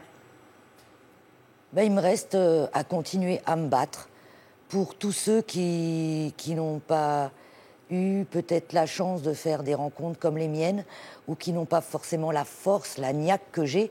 Parce que malheureusement, il faut aussi accepter qu'on est dans une société où il y a des gens faibles. Et ça, on est dans une société qui ne l'accepte pas. Bravo en tout cas, Elina. Merci. Chapeau. Merci. André, vous avez pu définitivement fermer la porte de votre fourgon de 9 mètres carrés en 2000. Oui. Donc vous me disiez tout à l'heure que quelqu'un vous avait fait confiance pour tenir une boîte de nuit, pour commencer. Voilà. Et puis, qu'est-ce que vous avez entrepris? Alors, il se trouve que Florinda a trouvé un travail. Moi, j'ai eu la chance prendre la responsabilité de cette discothèque. Bon, pour une saison, en fait, un peu plus d'une saison. Et l'ensemble nous a permis, si vous voulez, de constituer un budget suffisant pour pouvoir enfin prendre un studio. Voilà. Et revenir sur la Côte Basque. Donc on est revenu sur la Côte Basque en prenant un studio. Et puis là, vous avez eu une idée de monter une entreprise. Oui. Alors là, on est en tout début des années 2000. J'ai remarqué que malgré tout, quelques années avant, que les utilisateurs d'informatique avaient des besoins. Il y avait du service informatique qui était rendu, mais vraiment avec parcimonie, c'est-à-dire certains magasins proposaient du service à leurs clients pour installer leur ordinateur comme ça, mais uniquement à leurs clients. Bon, nous, on a pris le marché un petit peu en contresens, où on s'est dit, bon, ce qu'il faut faire, c'est uniquement du service, pas de vente, pas de stock, etc. Et avec un téléphone, un véhicule et un ordinateur d'occasion, on va pouvoir faire quelque chose, je pense, de sérieux, et surtout la rage d'en sortir voilà, et de pas retomber. Quoi. Alors, 12 ans après sa création, elle en est où, cette petite entreprise? On a démarré avec un budget de 3 000 francs à l'époque. Et quand on a revendu les parts, on avait créé 270 emplois, 700 sous-traitants. Et on avait sur 65 agences réparties sur 5 pays. Et on a réalisé sur la période, au niveau de la société, 75 millions d'euros de chiffre d'affaires. Voilà. Ça s'applaudit, hein. Voilà. Bravo. Voilà. Merci. Alors, est-ce que vous aussi, le fait d'avoir touché le fond, ça a dû changer votre approche de la vie, j'imagine? Oui, pour la bonne et simple raison, déjà, fondamental, c'est que quand on a touché le fond, on sait qu'il existe. Ouais. Quand on touche le fond comme ça, on se rend compte que finalement, on a d'autres ressources. On en a en tout cas. Alors, pour rebondir. Je crois que je suis foncièrement persuadé que c'est pas démagogique du tout, parce que je l'ai constaté à X reprises. Chacun a un petit peu une petite flamme à l'intérieur de lui. Elle est ravivée ou pas. Le tout, c'est d'avoir confiance en soi, croire en soi. Surtout, croire en soi. On imagine bien que dans toutes les situations que vous avez traversées, il y a des moments où on n'a plus du tout confiance en soi, où on n'a plus d'estime de soi. Je vous l'ai dit, la chance qu'on a eue, nous, c'est d'être deux. Ouais. Et à partir du moment où moi je me suis retrouvé au fond du fond, et Florina m'a remonté le moral, et inversement, plus souvent elle, je le répète, mais inversement. Alors vous diriez quoi à ceux qui nous regardent et qui sont peut-être au fond du trou aujourd'hui? Écoutez, comme j'ai entendu, je suis en train d'écrire un livre aussi sur toute l'histoire, en détail, sur tout ce qui s'est passé pendant ces deux périodes. Et il y a un prologue et un épilogue. Et j'essaye, dans ces 2 pages, de transmettre cette confiance, pas qu'on peut, c'est qu'on doit avoir chacun en soi. Voilà. Et on est capable de se transcender sans qu'on s'en rende compte. On est comme porté. Il arrive un moment, c'est comme un avion. Arrivé à une certaine vitesse sur la piste, il entre en sustentation. C'est exactement la même chose en ce qui me concerne. Et je le rencontre de plus en plus, puisque je suis des entrepreneurs maintenant. Et ça se vérifie quasiment tous les jours. Yvonne, il y a un moment, il faut... Alors je crois que ce qui est très, très intéressant, c'est que c'est vrai qu'on a tous au fond de soi un petit diamant qui brille. Ça, c'est vrai. Mais néanmoins, ce qu'on trouve chez vous, c'est qu'il ne faut pas continuer, il ne faut pas être dans une forme de victimisation. La faute, elle n'est pas toujours à l'extérieur. Trouvez les raisons de notre précarité. Donc, sauf vous, parce que vous avez été quelque part dans une carence affective terrible. Et bien souvent, ce qu'il faut dire aux personnes qui sont dans la précarité, elles ne trouvent pas tout de suite du travail, ni de CDI. Donc il faut qu'elles soient indépendantes. C'est ce que vous avez fait. Je crois que trouver des petits boulots, créer des auto-entreprises, parce que c'est par le biais de cette autonomie, c'est par le biais de cette autonomie qu'elles commencent à avoir la tête haute et à se respecter. Et oser demander de l'aide, parce que je crois que quand on demande de l'aide, eh bien, on se respecte déjà. Parce que chez vous toutes, ou tous, pardon, eh bien, vous avez une forme de loyauté. Vous empruntez, mais vous remboursez toujours. Et ça, c'est très important. Oser demander et renvoyer l'ascenseur. Merci en tout cas à toutes et à tous de nous avoir fait partager vos parcours. Ils ne manqueront pas de donner de l'espoir, j'imagine, à ceux qui en ont besoin. Merci et bravo surtout. Les témoignages de nos invités auraient pu inspirer des scénarios de films et pourtant c'est bien de leur vie réelle dont ils sont venus nous parler aujourd'hui. L'histoire de Claudine est elle aussi à rebondissement, mais elle, au contraire, aurait préféré s'en passer. Personne n'aurait pu prédire en effet que le destin s'acharnerait à ce point sur sa famille.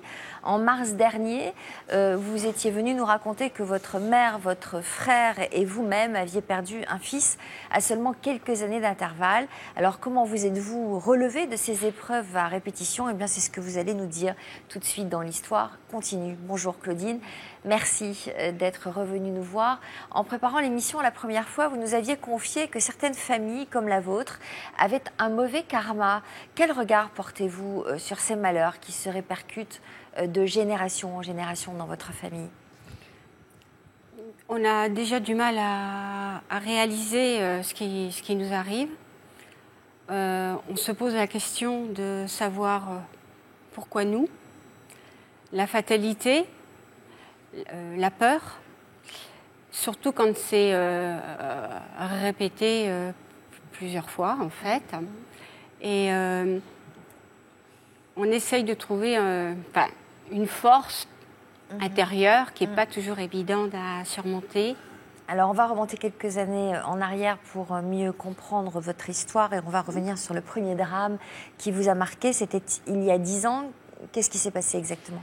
Il s'est passé que ma maman était en instance de divorce, mariée pour une deuxième fois. Donc, nous n'étions déjà plus avec notre maman. Nous n'étions placés avec notre papa. Et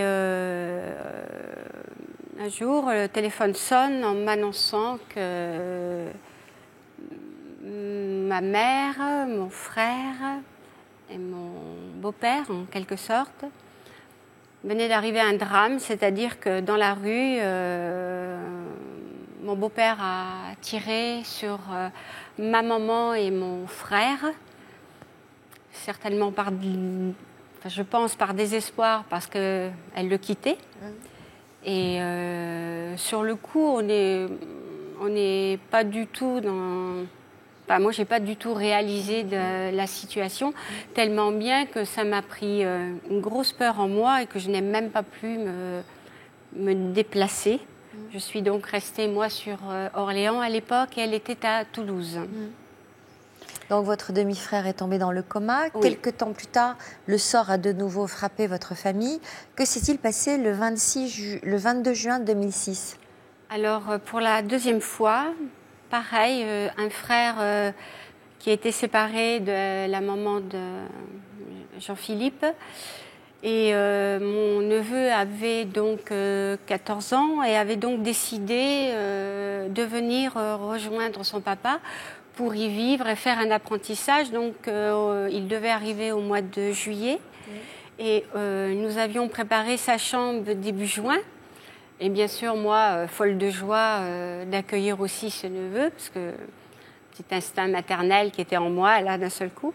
Et donc, on avait peint la chambre. Et à 15 jours de l'arrivée de mon neveu, pareil, un soir, le téléphone sonne et mon frère... complètement effondré, m'annonce que mon neveu venait de se faire accidenté par un alcoolique et écrasé, passé sous une voiture. Il conduisait lui une petite mobilette. Et donc il avait perdu la vie. Et là, sur le coup.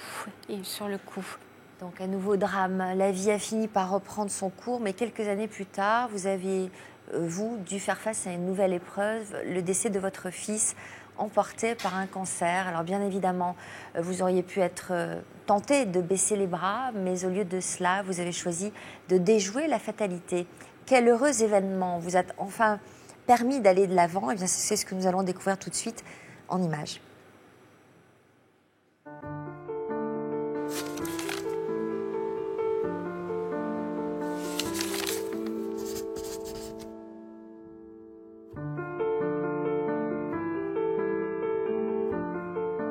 Je suis convaincue qu'on a une fatalité, elle est là, on ne peut pas aller contre.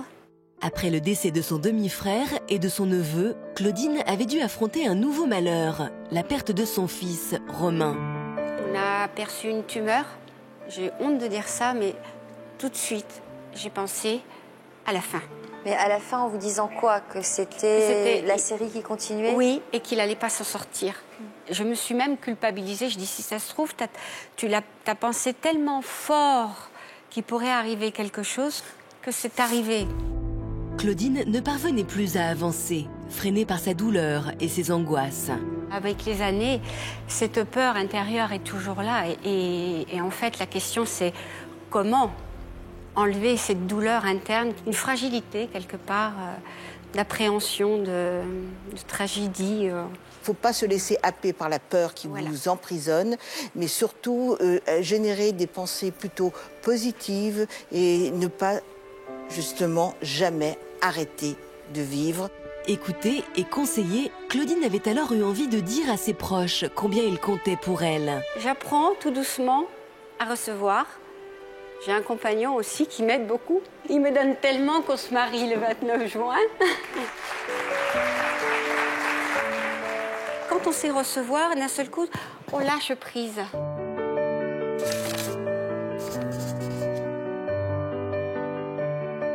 Un an plus tard, nous retrouvons Claudine. Venir sur notre plateau a été pour elle une délivrance. Pendant des années, tous les jours, quand je commençais ma journée, je me disais, qu'est-ce qui va encore arriver aujourd'hui?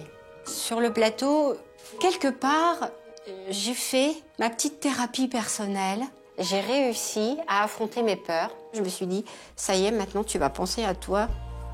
Et sans penser que c'est être égoïste, c'est humain. Voilà. Témoigner a aussitôt été bénéfique pour Claudine, qui a concrétisé sur notre plateau un projet pourtant loin d'être sûr avant sa venue.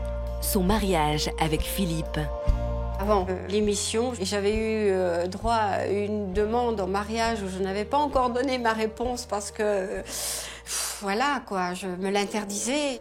J'ai fait un grand pas en avant. Devant des milliers de personnes, j'ai fait une déclaration à mon amoureux, chose que je n'avais jamais faite. Et il en était très ému. Et d'ailleurs, ça nous a encore plus soudés. Claudine s'est alors investie dans la construction de sa nouvelle vie. Le mariage, il a eu lieu il y a une 6 mois. Ça a été une explosion d'amour. Et ça, je crois que c'est l'aboutissement en fait de tout ce qui s'est transformé en moi en si peu de temps. Et suite au mariage, j'ai entrepris un grand déménagement et un grand changement de vie aussi. Je suis venue vivre chez Philippe. De tout laisser et de repartir à zéro, pour moi, c'est une première vie en fait. Aujourd'hui, elle porte un nouveau regard sur la vie. Je dirais pas que tout est oublié parce que... Mais les peurs, oui. Je suis vraiment dans une sérénité, une plénitude pour pouvoir encore plus profiter de la vie surtout. Philippe, son mari, et Martine, sa sœur, ont tous les deux été témoins de la métamorphose de Claudine. Le fait d'avoir perdu son fils, de ce malheur, pour elle, je pense qu'elle se disait « j'ai pas le droit d'être heureuse ». J'ai cru la perdre aussi, quelque part. Après l'émission, il y avait un soulagement, il y avait une personne qui s'était vidée, qui était nettoyée de tout ce poids qu'elle avait sur les épaules. Claudine avait alors offert à Philippe une déclaration aussi belle qu'inattendue, en confirmant leur mariage. C'était une idée qu'on avait eue quand même, on en parlait déjà. Mais je ne savais pas trop à quoi m'en tenir. Et là, ça a confirmé justement ces sentiments. Et moi, j'étais extrêmement ému. Ému, puis surpris. Ça a été tout un mélange de sentiments qui sont passés là. Au moment où Claudine et Philippe se sont mariés, j'ai vu ma sœur belle parce qu'elle était heureuse, parce qu'elle était rayonnante de bonheur. Il y a très longtemps que je ne l'avais pas vue avec ce bonheur. Là, on voyait quelqu'un qui avait vraiment envie de vivre quoi, et d'avancer. Aujourd'hui, les proches de Claudine portent un regard empli de fierté sur la femme qu'elle est devenue. Aujourd'hui, elle trouve du positif dans tout. Je suis en admiration de me dire, mais où trouve-t-elle cette force-là? Elle a appris à relativiser, beaucoup, de se concentrer que sur la vie.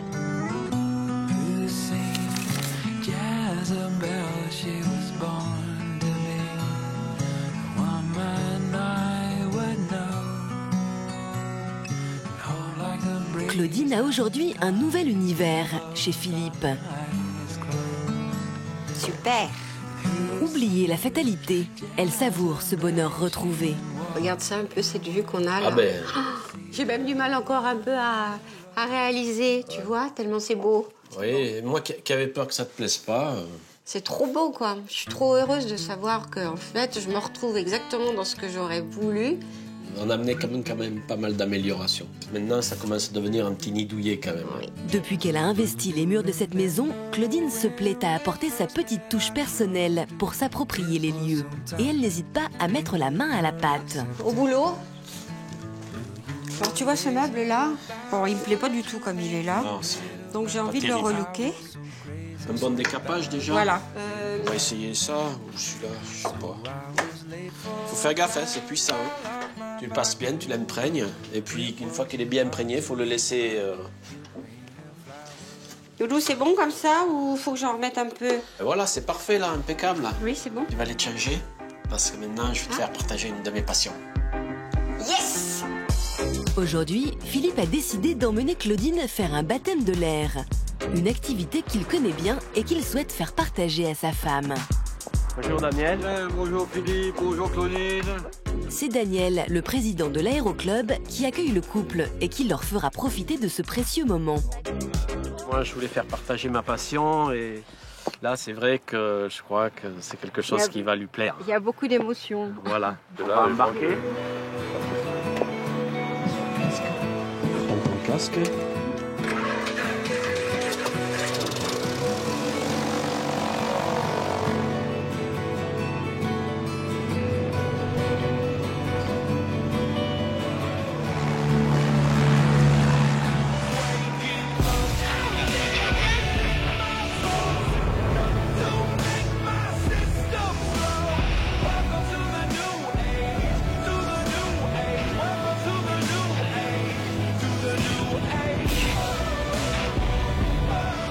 Dans les airs, Claudine voit une autre symbolique à ce vol. Non, mais là, je pense que Romain, il me voit là-haut. Ah ben ouais, c'est plus proche de lui. C'est assez émouvant d'ailleurs parce que j'ai vraiment l'impression de le rejoindre en fait. Vraiment beaucoup d'émotions de l'eau.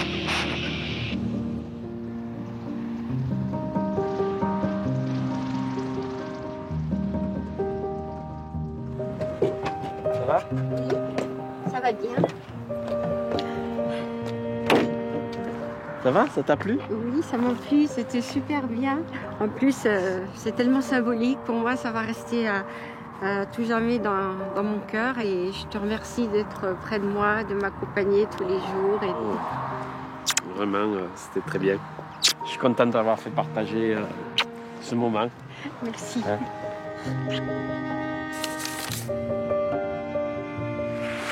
Voilà, et on regardait ce reportage avec Claudine. Et elle était en train de me raconter comment elle avait rencontré Philippe. Ça fait combien de temps que vous êtes ensemble? Officiellement, depuis 6 mois, on vit ensemble. Parce qu'en fait, pendant 3 ans, on était, moi, à Toulouse, citadine, et lui dans le Lot. Voilà. Et donc, en fait, vous l'aviez rencontré comme ça, oui, alors que vous viviez seul depuis très longtemps et que vous ne vous y attendiez plus? Absolument pas. Comme quoi, ça peut arriver. Ah, mais ça arrive à tout le monde, ça peut arriver. À n'importe quel âge. Quel impact votre participation à toute une histoire a-t-elle eu dans votre vie? Vous nous avez dit en préparant l'émission que c'était quoi, une thérapie express? Oui.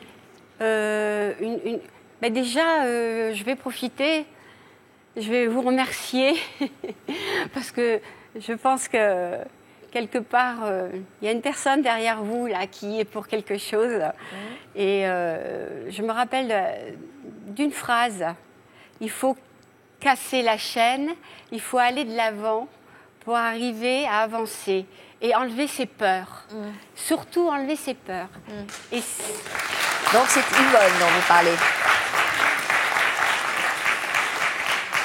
Et je crois que cette phrase-là, je la garde dans un petit tiroir de mon cerveau et il peut y avoir des moments un petit peu difficiles quand même, malgré tout, par rapport à mon garçon.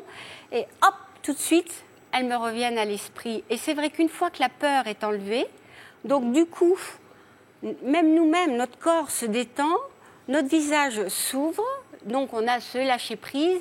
Et bizarrement, à ce moment-là, c'est comme un tapis roulant qui part tout seul. Les choses viennent, mais naturellement. Alors que si on est fermé, peur et crispé, donc automatiquement la tête baissée, on ne voit pas ce qui se passe autour de nous. On est centré que sur nos douleurs personnelles.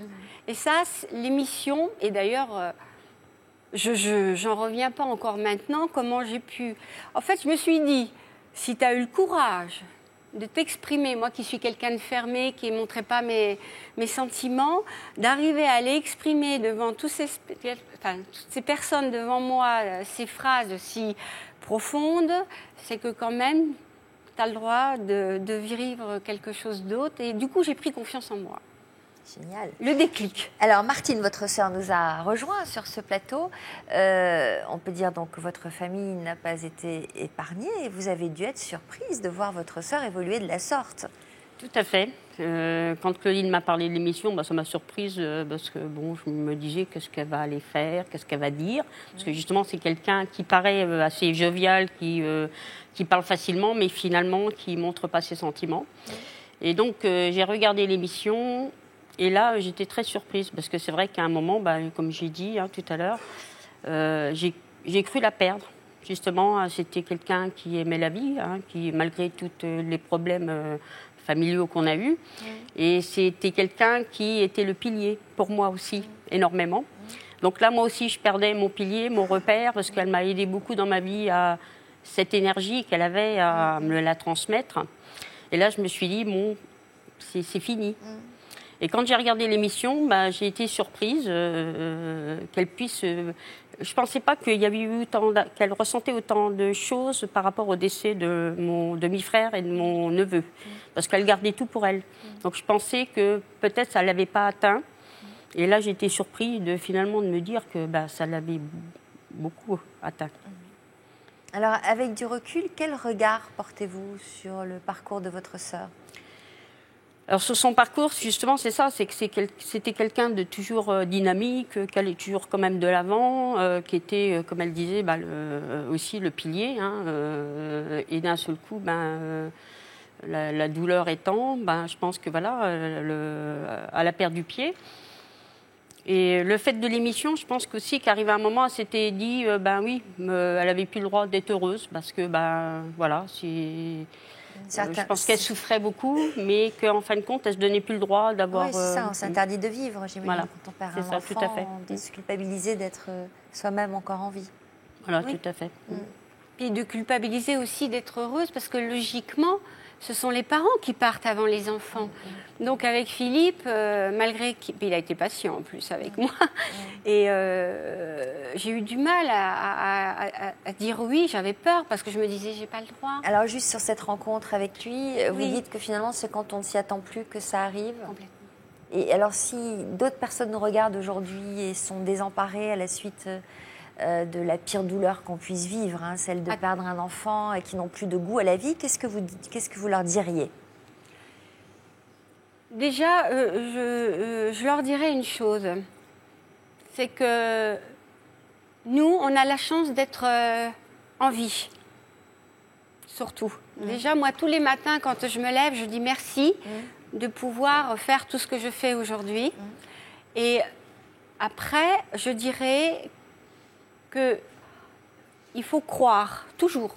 De toute façon, on dit la vie n'est pas forcément un long fleuve tranquille. On apprend jusqu'à sa mort, et heureusement qu'on apprend. Et toutes ces épreuves, justement, nous font grandir et apprécier d'autant plus les petites choses au quotidien. Donc il faut que les personnes, justement regardent autour et à côté, des fois tout près de soi, on a une petite chose, je dirais même une chose très, très, très bête. Il y a eu de la neige et d'un seul coup, des bourgeons sur le cerisier, quelque chose que j'aurais jamais prêté attention avant. Et là, je me dis, c'est formidable, il y a des bourgeons. Et même si on va me dire, oui, mais s'il gèle, il n'y aura pas de fruits. Mais je dis, c'est pas grave, c'est magnifique. Il y a des bourgeons au mois de janvier. C'est ça la vie, c'est de savoir observer et attraper au bon moment les bonnes choses. Et parfois, il faut passer pour des épreuves terribles pour en arriver à cette conclusion qui a l'air si évidente. Oui, je souhaite quand même évitons de passer par des choses comme ça. Mais en fait, c'est surtout, on va dire, il faut... Je dirais pas, on peut pas faire le deuil, c'est pas possible. Mais il faut se donner le droit, nous, et comme disait si bien Yvonne tout à l'heure, savoir demander et savoir recevoir, chose que moi je ne faisais pas. Je donnais pour m'oublier moi-même. Pendant des années, j'ai fait ça. Et donc du coup, je donnais. Donc les gens autour de moi pensaient que j'étais super bien, j'étais super ceci. Et en fait, aujourd'hui, vous avez accepté de recevoir, notamment l'amour de Philippe. Je remercie d'ailleurs Yvonne et votre émission aussi. Merci. Parce que c'est agréable et j'en garderai certainement un bon souvenir. Un mot? Oui, moi je voudrais parler à ma sœur et lui dire que qu'elle compte beaucoup pour moi et puis que je l'aime. Voilà. Merci. Voilà, ça sera ça une émission. Très bien. Je vais vous demander de signer le grand livre de l'histoire continue. Voilà, Claudine, en vous souhaitant de partager de beaux moments de bonheur. Merci beaucoup. Au quotidien. Merci d'être venu nous voir à nouveau sur ce plateau. Merci à tous pour votre confiance, pour votre fidélité. À bientôt pour d'autres témoignages. Et tout de suite, le sommaire de notre prochaine émission. Bon après-midi sur France 2. Merci.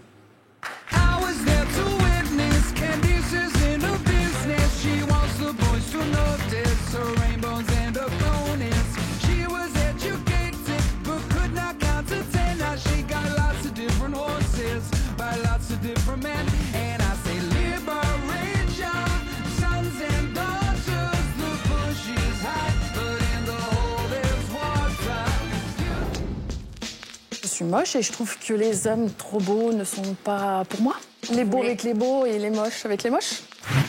Face à leur partenaire, certains ne se sentent pas à la hauteur. Je me pose toujours la question comment j'ai pu perdre mon mari, puisque bon, je me trouve moins belle que lui. Je suis complexé à chaque fois que En soi, j'ai peur qu'elle aille voir quelqu'un d'autre. C'est moi qui me sens inférieure à mon copain. J'ai un vitiligo, donc ça touche la peau. Je me sens en permanence regardée et dévalorisée. Dans ma tête, il n'était pas pour moi. Un mal-être qui met leur couple à rude épreuve. Je vieillis et je me trouve de moins en moins jolie. Jalousie excessive, j'essaie un peu de contrôler ce qu'il fait. Notre couple, depuis 6 mois, ça va plus en fait. S'il n'y a pas de changement, c'est pas possible de vivre ça toute une vie. Mais comment peuvent-ils retrouver confiance et sauver leur amour? Qu'elle reste comme elle est, je l'aime pour ce qu'elle est, pour sa personnalité. J'ai 2 femmes en une, puisque j'ai une métisse et une blanche, hein, donc